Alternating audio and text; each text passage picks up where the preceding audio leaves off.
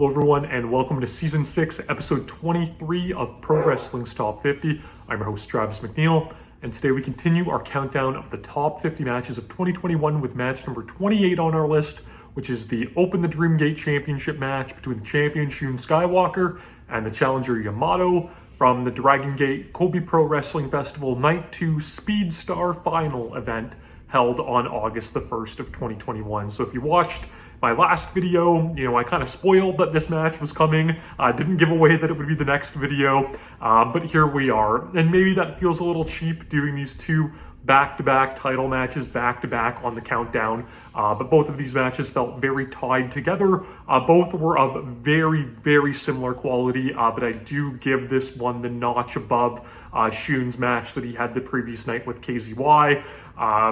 I kind of ran down the story in that one a little bit, but basically, two-night Kobe Pro Wrestling Festival, biggest event on Dragon Gate's calendar every year.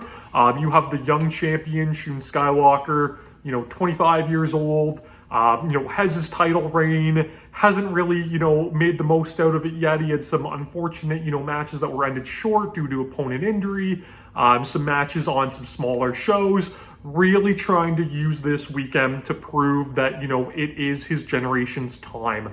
This was the Speed Star final night.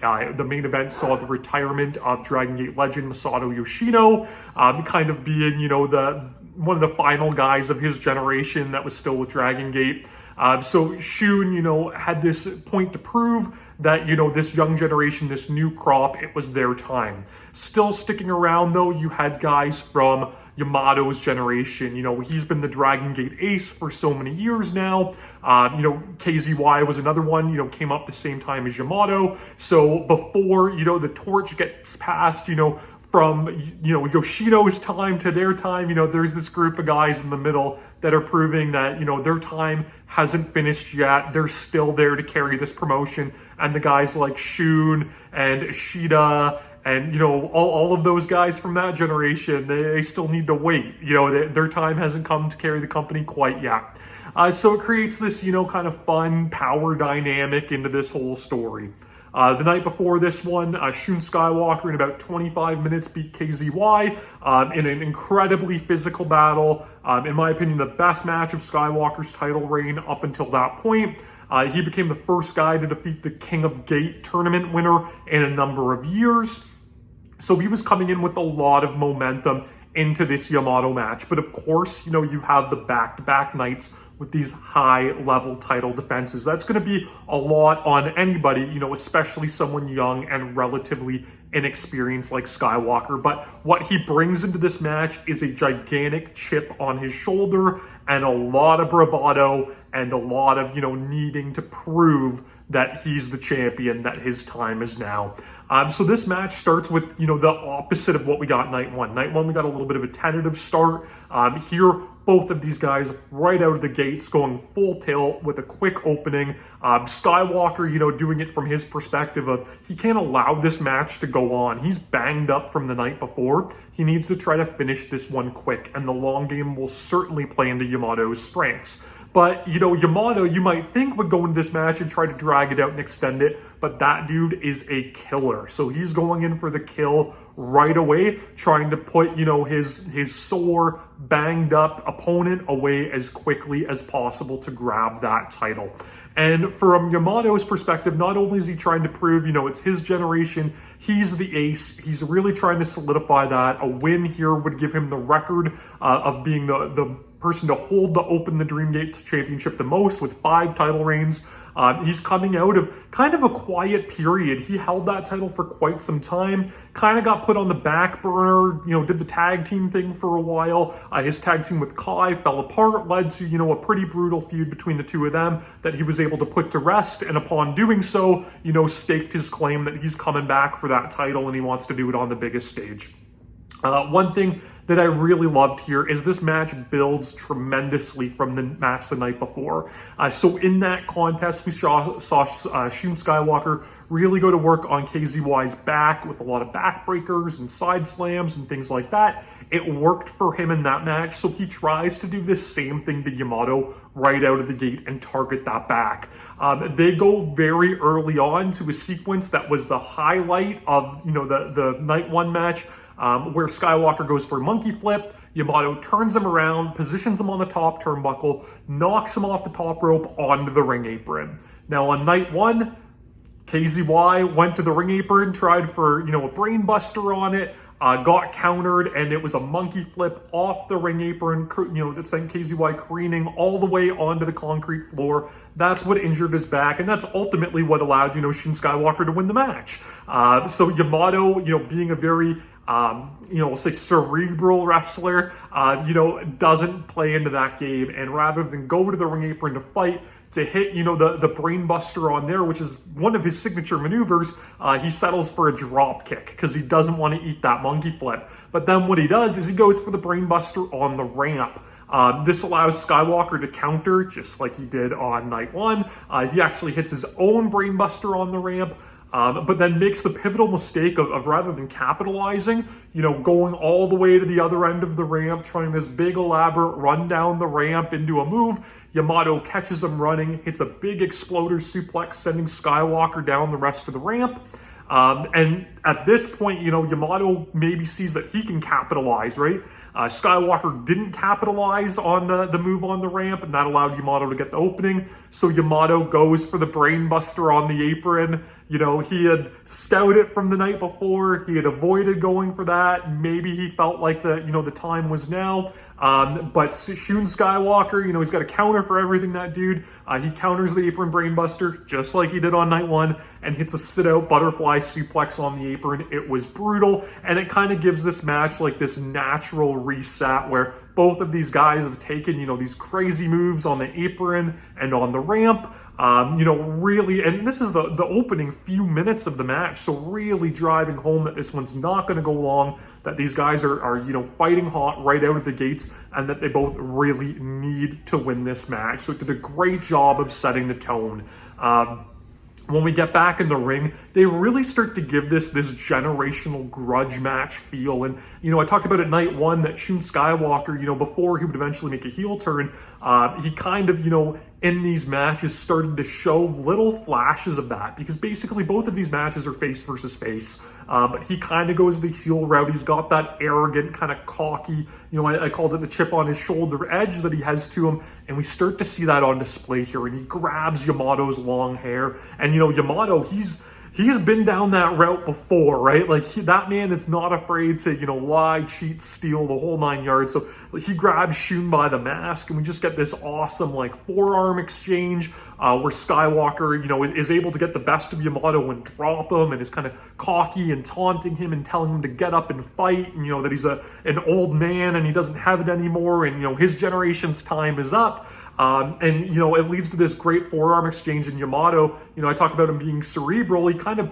realizes at this point that, yeah, maybe he doesn't have the youth that, Shun has on his side, that maybe he can't hit as hard as him. And Yamato is an incredibly hard striker. So he just goes for a basement drop kick to the knee to kind of break that whole thing up.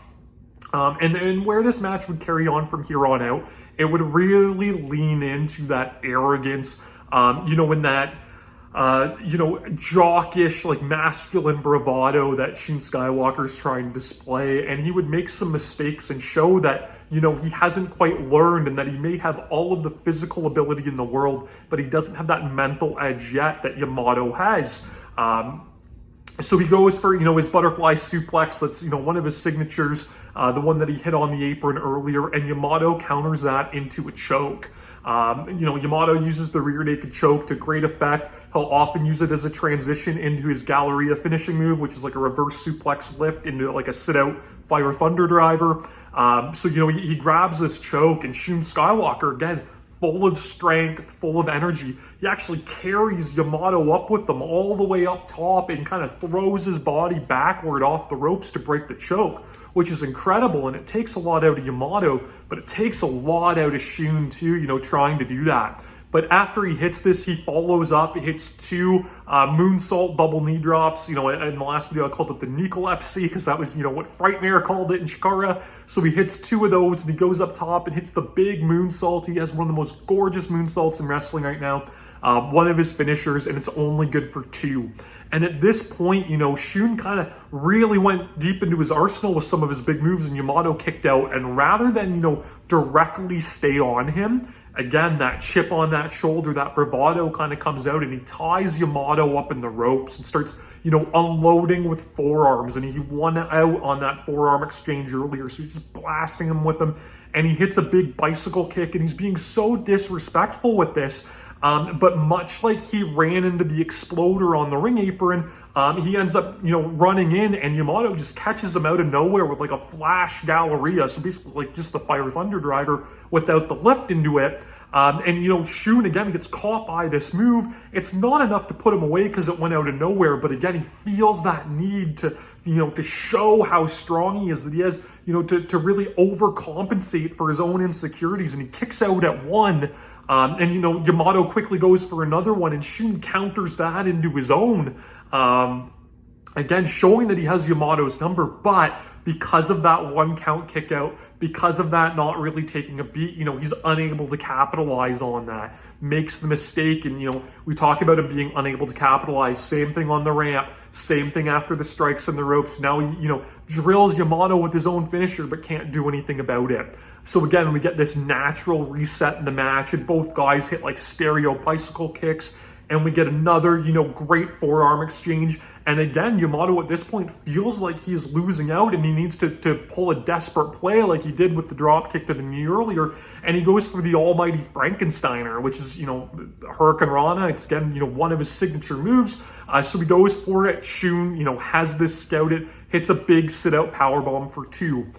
Goes back for the butterfly suplex, but what happens? He doesn't learn. He tried that move earlier. It was countered into the rear naked choke. The same thing happens again here. And, Shun again, he tries to go for those ropes, but he doesn't have the strength left in him to carry Yamato as quickly. And, Yamato knows that he doesn't want to hit that fall from the top again, and he just drills Shun Skywalker with a sleeper suplex instead. And this is my favorite part of the match because Shun Skywalker absorbs that sleeper suplex, immediately gets up with the fighting spirit no sell, but he's just a little bit wobbly. He's just a little bit groggy. And you can tell, this ego and, his mind is carrying him through this, but his body, physically hasn't caught up to where his head's at. And Yamato blasts him with another German suplex, which again, is no-sold. He manages to hit a big Uranagi on Yamato, but it leaves him susceptible to a flash roll-up, and Yamato almost catches him for three and only gets a 2 count off of it. And, again, showing that Shun, can hit these moves, but he can't follow up, and he's trying to, show his fighting spirit and kick out at one and no-sell these moves, but to what cost is, rather than taking the extra moment to lie and rest and reset, is that ultimately going to cost him? And it shows again that he continues to make these mistakes, and he goes back for the butterfly suplex. And again, it's countered into the rear naked choke. This time, Yamato doesn't settle for it long. He kind of smells that blood in the water, that Shun Skywalker is just not quite there anymore. And he goes for the Galleria. Shun's able to slip out, hit the Blue Thunder Powerbomb, his finisher. The move that he was able to use to win on night one, and it only gets him 2. And at this point in the match, watching it live, I felt like that was it for Shun Skywalker. He's groggy, he's on the ropes, he's making the same mistakes repeatedly. He's trying too, hard to show that, he's better than Yamato and that he's above his level, but all of the cracks are in the foundation. He hit his finishing move, it wasn't enough, and at this point, the whole house is coming down. We get, a junkyard dog style headbutt exchange while they're both on the mat. Yamato switches to forearms, and Shun keeps going with the headbutt. So he's going headbutt to forearm. Again, just weakening that head that he's been dropped upon with the Galleria, with the sleeper suplex, with the German suplex. And just the equilibrium is lessening, as it goes. He's able to hit a big time lariat, but again, can't capitalize on it. We get this great moment where they start throwing stereo lariats at each other. YAMATO ends up hitting a really big one. At this point, this match feels more like, you know, a 90s All Japan Triple Crown title match than it does a Dragon Gate match, which was super cool. YAMATO ends up just picking him up, hitting the Galleria. Not a 1 count kick out at this point, but Shun's able to kick out at 2, but he has nothing left. It's one more Galleria. It's the nail in the coffin. It's the showing that Shun Skywalker, he's great. He's as athletically gifted as any wrestler Dragon Gate has ever had, but he's not quite there yet. He's not quite on YAMATO's level, and this match proved it. The inexperience, the need to show his bravado, it led to mistakes. It led to him being hit in the head and dropped on his head repeatedly, put away with the Galleria as YAMATO shows that he's still the ace, breaks the record for Open the Dream Gate title wins with 5. And Shun Skywalker, you know, this match would ultimately lead to him turning heel and kind of spiraling out of control. This match is excellent. It's got, you know, all of these big spots and moves and callbacks. It's hard hitting. It's got great story character work. You know, it is a Japan COVID crowd, so they're not quite as hot as you'd like, but they still, you know, do their best and get there. And it leads to, in my opinion, a classic Open the Dream Gate title match. Shun Skywalker, you know, deserves tons of credit. You know, his title reign wasn't what I think he wanted it to be or what anybody wanted it to be, but he, you know, ended it with 2 amazingly high quality back-to-back matches. You know, at the time I was disappointed, you know, when I saw these 3 guys kind of doing their triangle match thing over the 2 nights. I wanted, you know, the KZY title win, but, you know, and the YAMATO title win was probably the one I wanted the least.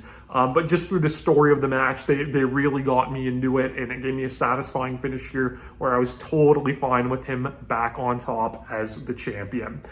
This match is great. I mentioned in the last video with Dragon Gate, you might be able to find this on their streaming service. I'm not quite sure. I don't subscribe myself, you know, all the time. I've been on there before, and it's weird where, you know, they'll show shows live, but then they kind of disappear, and you got to wait a while for them to come back. So I'm not sure where it's at with this show, but I imagine you should be able to find it on there. If not, though, Google it. You're going to be able to find this video on a streaming service out there somewhere, I'm sure. But it is definitely worth your time. And if you're, you know, inexperienced to Dragon Gate, you know, you really think of the fast-paced kind of go multi-man style, that Lucha Risu that, you know, really put Toryumon and Dragon Gate on the mat. On the map, but I think, you know, more than anything, they do really great big time, you know, heavyweight style title matches the best, and this is a prime example of it.